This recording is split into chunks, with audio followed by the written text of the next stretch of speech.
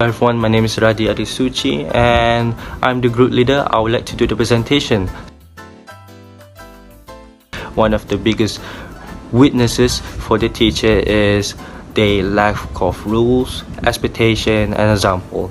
So when you don't have all of this training because you lack of it, and the teachers will have a miserable time for the time being, because you know why? Because the kids will be confused, because the reason why they're confused is they don't have rules, because teachers doesn't set out the rules, and they will often misbehave, and they do not value the classroom routines, because like I said, lack of rules, lack of examples. So this is one of the biggest weaknesses for the teachers.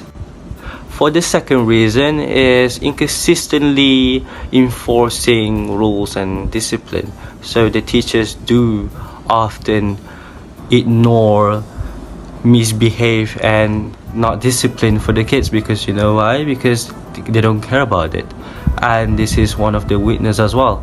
And other than that, when it comes to the kids become misbehave, and of course they are freedom because there's no set up of rules, this is going to be a miserable for the teachers and creates weaken in the classroom. So this is extremely terrible for the teachers, and this is one of the reasons as well. So teachers needs to be a great example for the kids. For the third reason is inability to maintain student interest and engagement. So when the lesson is too plain, too bland, too boring, the kids will often they don't focus on the subject that the teachers were teaching, and they often they just probably sleeping or talking to friends. So this is a bad environment, and the teachers cannot create a productive environment for the kids because the lesson is too, like I said, it's too boring. So this is going to be a difficult things for the teachers, and one of the biggest weakness for the teachers as well. Not the biggest, I would say the third biggest weaknesses. So that my 3 points. So let's get into the next one. So my first point is the lack of authority and presence. The teacher is standing passively at the front, while many students are standing, turning around, or not even paying attention to the teacher. This shows a lack of presence, of assertive presence, which is a key classroom management principle. And I would say the teacher should be circulating or actively redirecting behavior. Number 2 is poor behavioral expectation. Students are talking, okay, while facing different directions or even disengaged. This suggests the teacher in the video did not send or enforce clear classroom behavior norms. So this makes students slouching while others are socially chatting, not learning because of the teacher in the classroom. My point number 3 is no effective use of sitting plan. Sometimes teachers don't set clear rules or don't follow them every day. When this happens, students get confused and may start to misbehave. Second, if the teacher doesn't manage time well, they may spend too much on discipline or moving between tasks. This takes away time that could be used for learning.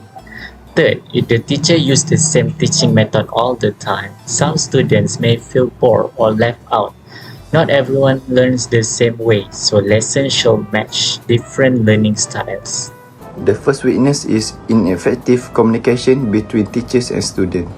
Some teachers sometimes don't give a clear instruction, and this will confuse some of the students in the class. They may misunderstand the task and not know what to do about the task, and this will be a problem between teachers and students. The second weakness is a weak relationship with students. When the teachers don't connect with students, it will affect trust and respect. This will make students less motivated, and they may misbehave or not care about learning from the teacher. And the third one is a poor classroom layout and organization. If the classroom is messy or not organized properly, students will feel uncomfortable. A clean and well-arranged classroom can help students focus and feel ready to learn, and also it will feel excited to learn new things. First of all, they are facing a lack of clear rules and expectation, and when this happen, it can lead to a confusion and inconsistent behavior of students. Second is poor timing. When the teacher comes to school late, the student will also come to school late because the teacher is supposed to guide the students. So if they come to school late, then the student will follow the teacher's footsteps to come to school late. Third is fail to build relationship. When the teacher does not understand the student's background or does not help with the student's problem and understand the question or instruction, it will lead the students to not pay attention to the teacher's rules or instructions. First, let's talk about the teacher weaknesses in managing the class. There are three main issues. Lack of clear rules. The teacher hasn't set consistent rules which can lead to chaos among students. 2. Fail to monitor. The teacher might not watch all students closely, so bad behavior goes unnoticed. Overwhelmed by interruptions, the teacher struggles with disruptions, losing control of the class. These problems make it hard to keep the classroom organized and focused. The question is identify the teacher's weakness in handling class on classroom management and strategies. Firstly, lack of discipline control. Teachers are not strict in managing student and classroom. This causes students to not listen to all the teacher's order and become uncontrollable, that causing them to make noise. Students become like this because teachers are not strict, that make students not afraid of being punished for their action. Secondly, there is no clear activity planning. The teacher enters the class without a clear objective, causing the student to lose interest and start making noise. Planning activity before starting a learning season is very important to prevent the learning season from not running smoothly. Objectives are also very important for planning what needs to be done well in the classroom. For example, what needs to be taught today, what activity can be linked to the lesson, and all of these are very important for managing the classroom and student. And lastly, the teachers do not use tone and body language effectively. The teachers only spoke in a low tone and only reprimanded the student without imposing any action according to the established rules. This caused students to not take all the teacher's instructions seriously and continue to make noise. Furthermore, the teacher does not use a harsh tone and harsh body language that causes students to simply consider all the teacher's instruction as a joke. Basically, in my opinion, what I see based on the video, the teachers didn't actually give a clear instructions to the for the students. So that is why I feel like that is why some of them were actually confused, and that's why they were act like they don't know what to do and like how to behave. I feel like that is one of the main reasons. So based on the video that I see, the first that I saw that I noticed in the video is where the classroom layout, they have if I'm not mistaken, they have the whole row of student in first row, second row, third row, and fourth row.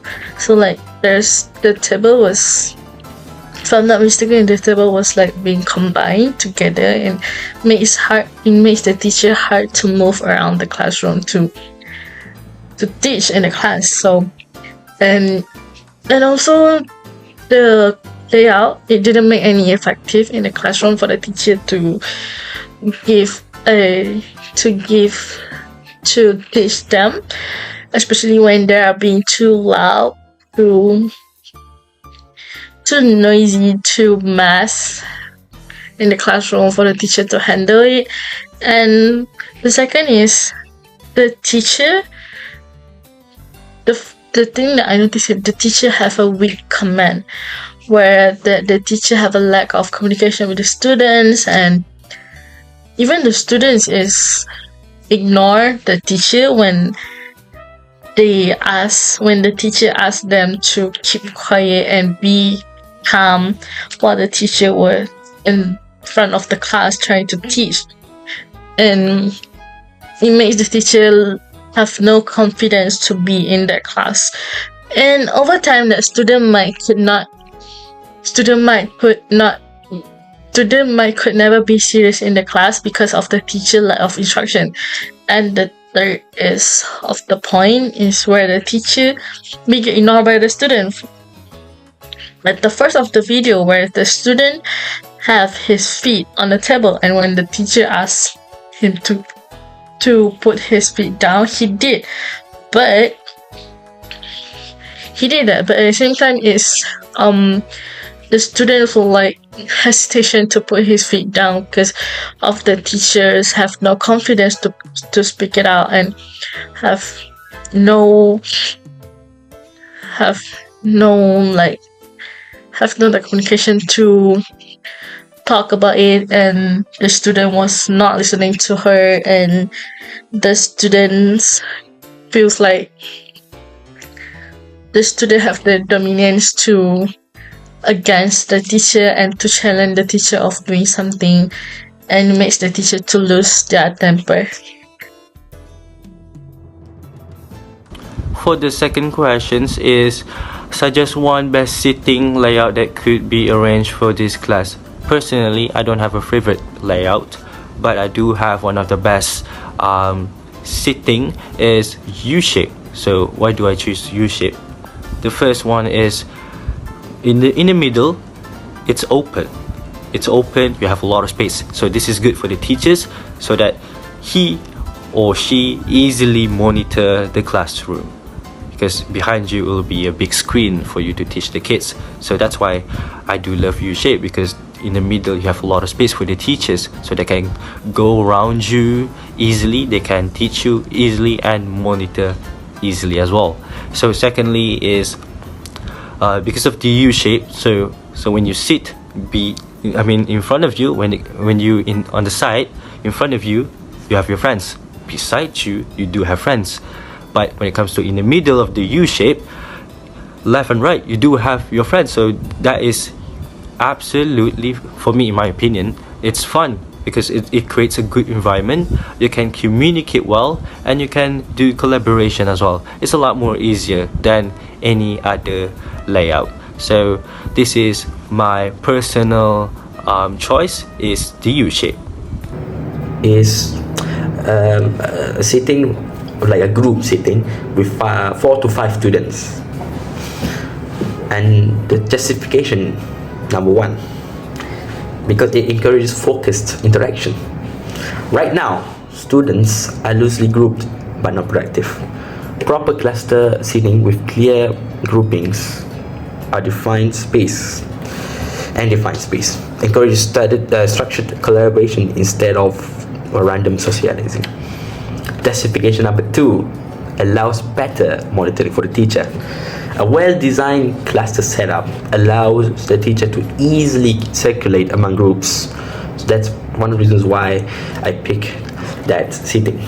For my class, I think the best seating layout is the U-shape. Why? There's a two reason. First one, it helps students join discussion. Everyone can see the teacher and each other, so it's easier to listen, talk, and share ideas. Second one, it helps the teacher move around. The teacher can walk around and help students easily, and it's easier to keep the class under control. The best sitting layout is the U-shape. For example, it helps students see each other during discussion and presentation.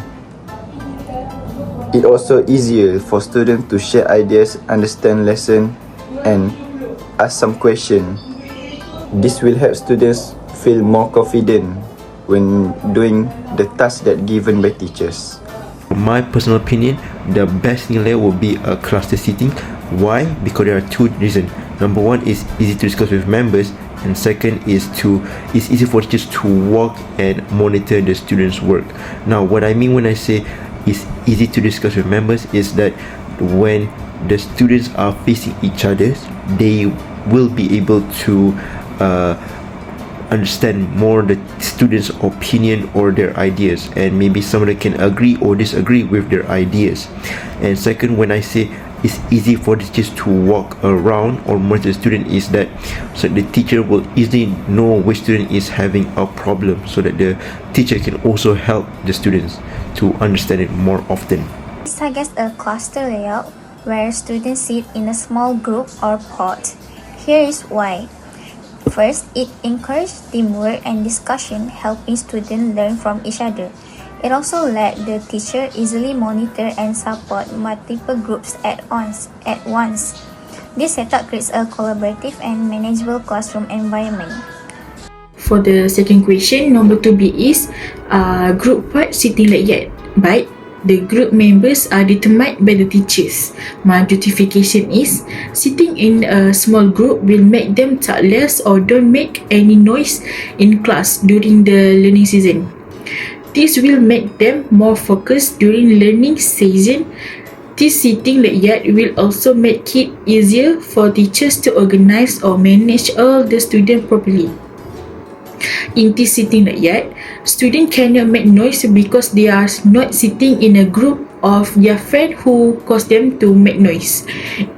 In that directly makes students not talk about unimportant things because they are sitting in a group that is quite unfamiliar to them. In my opinion, for the sitting, I would suggest a U-shaped layout, and that is because it's helped the teacher by it's helped the teacher to monitoring the class more easily, and other than that, the teacher also can see all of the student faces by standing in one place, and then I feel like when you're making the U-shape layout, the student will not easily get distracted. The best layout, in my opinion, I think the best layout in the classroom is the U-shape. Because why? Because of the U-shape that at the middle of the classroom layout, they have an empty spot where the teacher could go into the empty spot and give them lesson, and to have the teacher eyes around the students, and the students can see the teacher and can see the whiteboard also.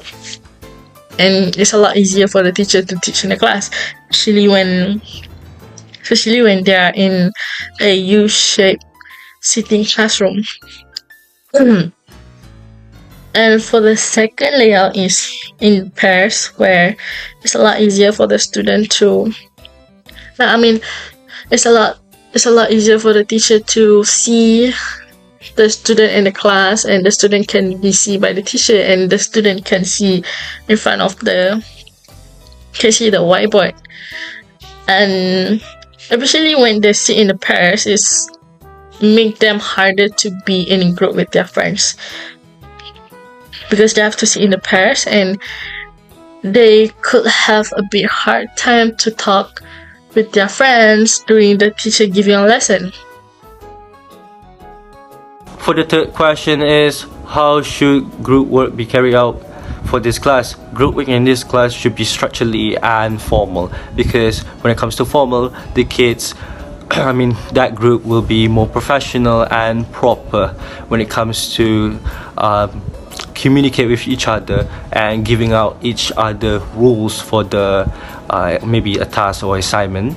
And this is quite important because the rules includes leader, vice president, recorder, or maybe a president, regardless, etc. And secondly, formal group give opportunity to speak for the quiet students, and this allow that quiet students to give a better performance for the group task, or maybe a presenter or assignment. And other than that, structure will enable students to practice in every single skills: problem solving, critical thinking, and teamwork. So yeah, this is why it should be structured and formal.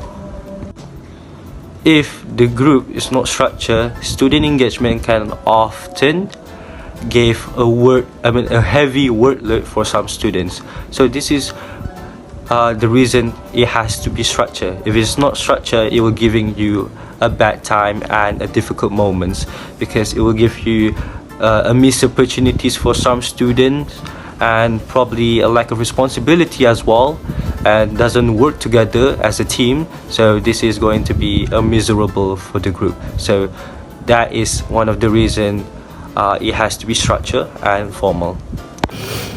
So, how should a group work be carried out for this class?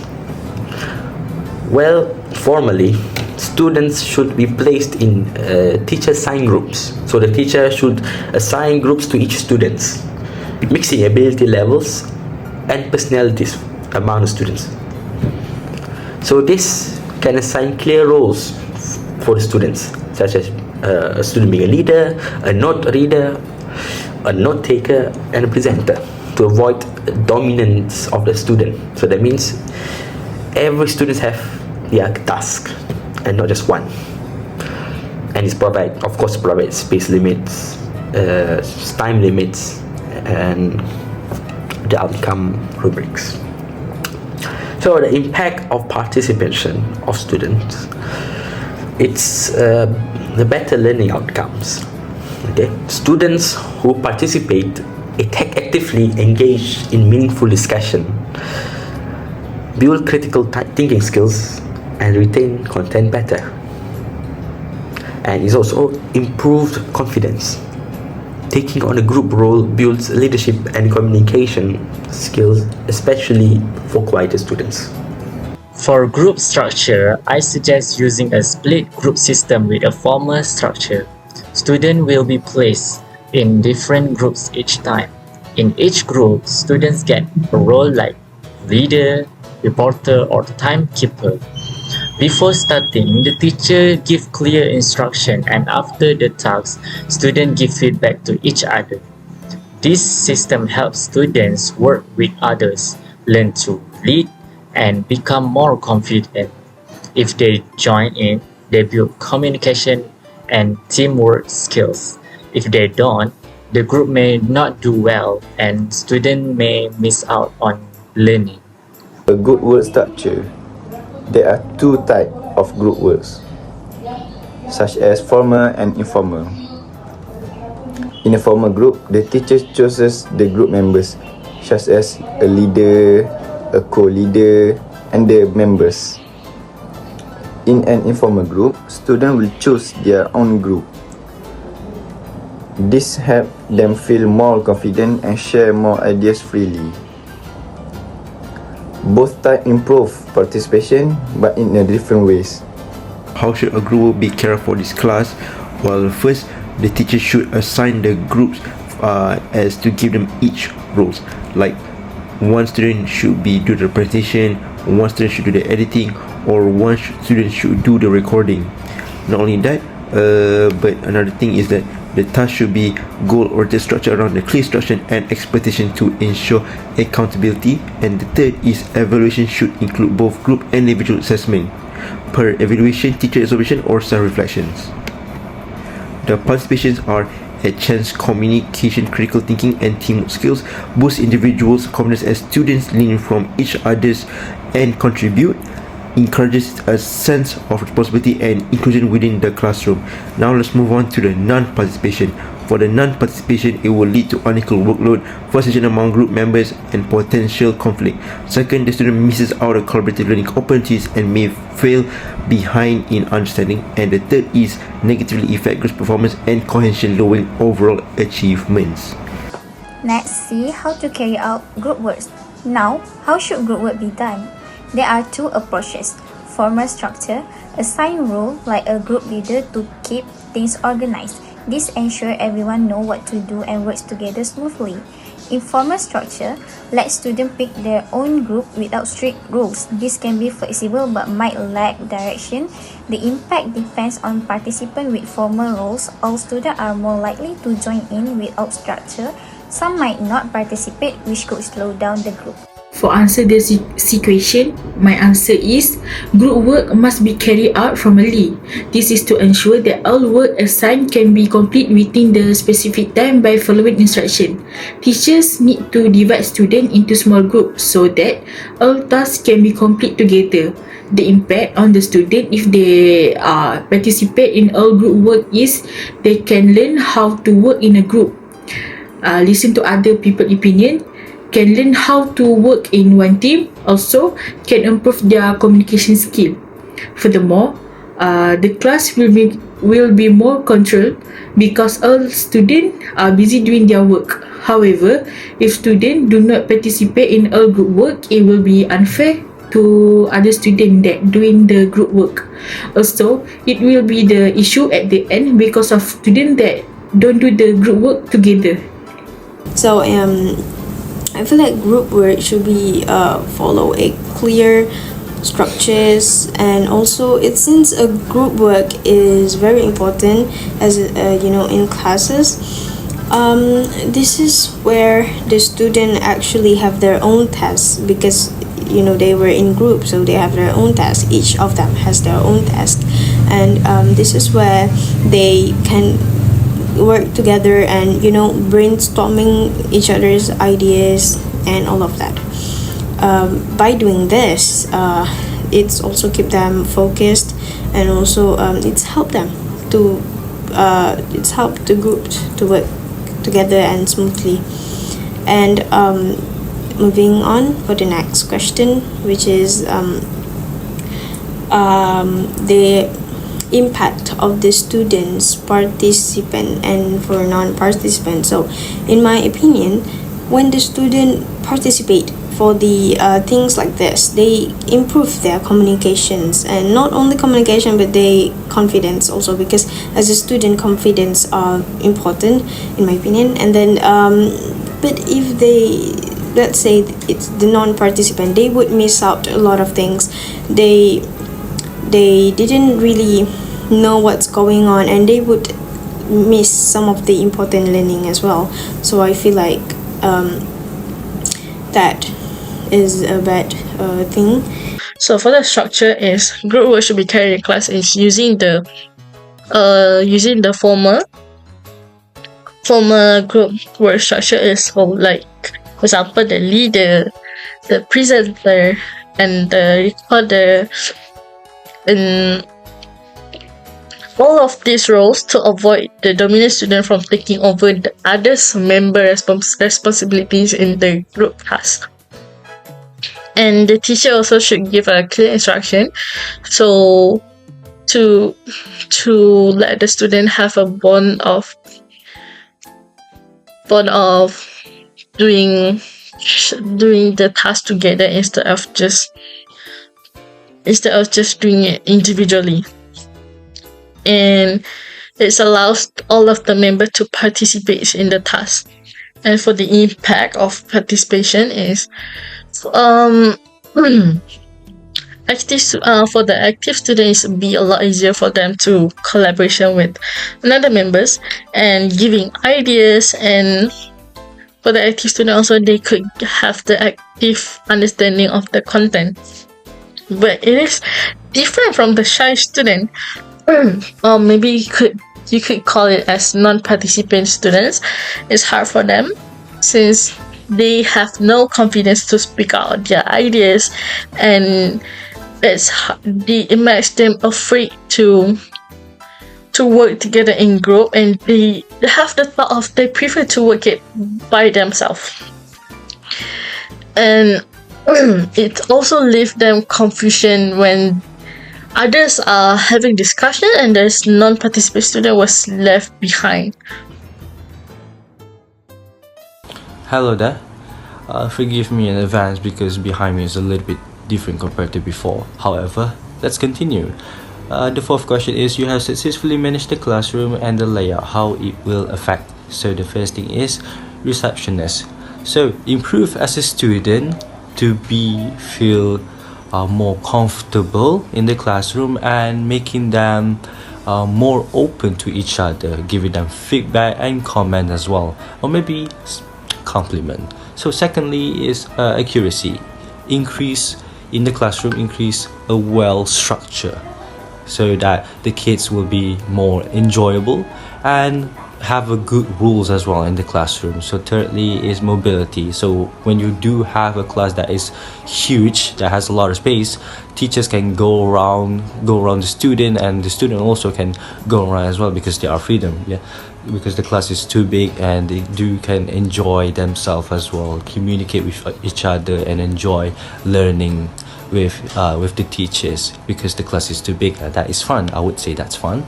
And last but not least is responsiveness. So when teacher interact with the students, communicate with each other, learn each other, so that's a really good thing, because especially as a teacher, you can give them a compliment, they can guide them as well, so that's a very positive things. And of course, as a student as well, when you do have responsiveness, you can ask the questions to the teachers regardless any questions, especially remain with the topic that you learn in that day. And that's one of the important things to do. It's a student needs, include teacher needs as well, because teachers always often giving out asking questions to the student. You have successfully managed the classroom and the layout. How will it affect? Well, I would say number 1, receptiveness, number 2, accuracy, number 3, responsiveness, and number 4, mobility. So about receptiveness, with structure and better layout, students are more attentive, face the front or each other properly, and understand expectations. This increases their willingness to listen or follow instruction from the teacher. Number 2, accuracy. Tasks are clearer when expectations are consistent. A well-managed space removes distractions, leading to more accurate work and fewer careless mistakes by the students. Number 3, mobility. Sorry, it's number 3, mobility, not number 3, responsibilities. The current image shows clutter and blocked paths. A new structured layout would let the teacher move freely between groups to guide and redirect students, while students can switch between tasks more smoothly. And number 4, responsiveness. Students will respond faster and more meaningfully when they feel noticed, supported, and engaged. First one, receptiveness. When the start is well organized and comfortable, students listen better and stay focused. The second one, accuracy. When students understand what to do and there are fewer distractions, they make a fewer mistakes in their work. The third one, mobility. The U-shape gives the teacher space to move around and help. Students also have space to do a group work easily. The fourth one, responsiveness. In a nice, well-managed class, students feel safe and happy to speak up. The teacher can also give quick feedback. That's all from me. Thank you. D. Effects of successful classroom management. Good classroom management improve 4 things such as receptiveness, accuracy, mobility, and responsiveness. For example, for receptiveness is students will feel safe and confident to try and learn new things from teachers. From accuracy, students clearly know how to complete tasks correctly. Mobility, students can move easily in the class and do tasks without problem. And lastly, for responsiveness, students will respond better to teachers and improve the communication between teachers and students. That's all for my presentation. Thank you for listening. Now we'll move on to the last one, which is a receptiveness. Now, what is receptiveness? Well, receptiveness is a student are more open and willing to learn when environment feel organized, inclusive, and engaging. Also, group layout and good management forms active listening, attention, and respect group during lessons. Now, second is accuracy. For accuracy is with clear instructions, group support, and teacher guidance, students are more likely to complete tasks correctly. And second is peer discussion help clarify misunderstanding, leading to few mistakes in work and assessment. The third one is mobility, which is a well-organized layout allow the teacher to move around easily, monitor students, and afford support. Also, students can also move within their groups or to learning stations without causing disruption. And last but not least is responsiveness. Responsiveness is a student that feel more confident to respond, ask questions, or participate when they feel supported or valued in a well-managed environment. And last but not least is group work, active monitoring, increased engagement, leading to quicker and more responsive. That's all for me. Thank you for listening. Finally, let's see how managing the classroom and layout will affect the class. Receptiveness. A well-managed classroom layout makes students more willing to listen and focus on the lesson. Accuracy. Clear structure helps students to follow instruction correctly. Mobility and open layout lets the teacher move around easily to help students. And for responsiveness, a good layout reduces distractions so students can quickly respond to the teacher instructions. That's all for me. Bye. For question D, number 1, my answer is when the classroom was successfully managed, it will make the learning season easier and more fun. Students can learn properly without any problem. Teacher can teach the student more calmly and can more focus on their teaching. This is because there are no more challenges during the learning season that making it easier for students to understand what they're learning at the school. Number 2, with a systematic layout, teacher can monitor all the students better. Teachers can monitor all behavior and student improvement in learning. Students can also ask questions to their teacher or their table mate and share their opinion about learning together. This allows students to retrieve immediately feedback and support, which leads to greater accuracy in completing tasks. Number 3, with a neatly arranged page, making it easier for students to move around easily. To do group work, teacher can hold various activities that interest students. Teachers can move from one student to another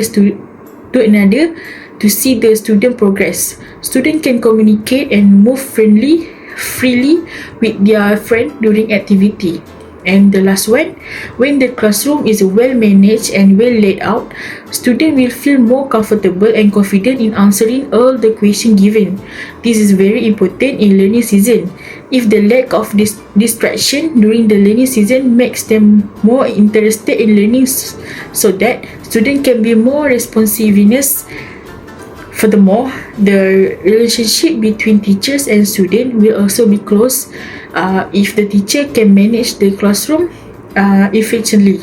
And moving on to the last question, you have successfully managed the classroom and the layout. How will it affect? So for the last one, it's actually a well-managed classroom. It helps students to actually focus more on the topic, and then they can understand the instructions better, and then the teachers also have the benefits from it, where she can move freely, and then she can monitoring the class more easily for the teachers to monitoring the classes, and the students also can respond quickly to the teachers because they will focus, they understand the instructions, so this has make them more I would say the lesson run more smoothly because everything's going well based on the student and also for the teacher. So that's all from me. Thank you so much. And for the fourth question is for the receptiveness. I think the U shape will allow the student to see and hear the teacher clearly, same as looking at the whiteboard to feel effectively and active in lesson. So for the second accuracy is student will be having a better visibility and the teacher monitoring. If there's any mistake, teacher could correct the student's mistake as soon as possible. And the student will also receive a timely feedback to improve their works. So for the third is mobility. U-shaped seating arrangement allows the teacher to move freely around the students. And for the fourth is responsiveness. The student will be effective and participate in discussion to get their work done immediately. That's all for my answers.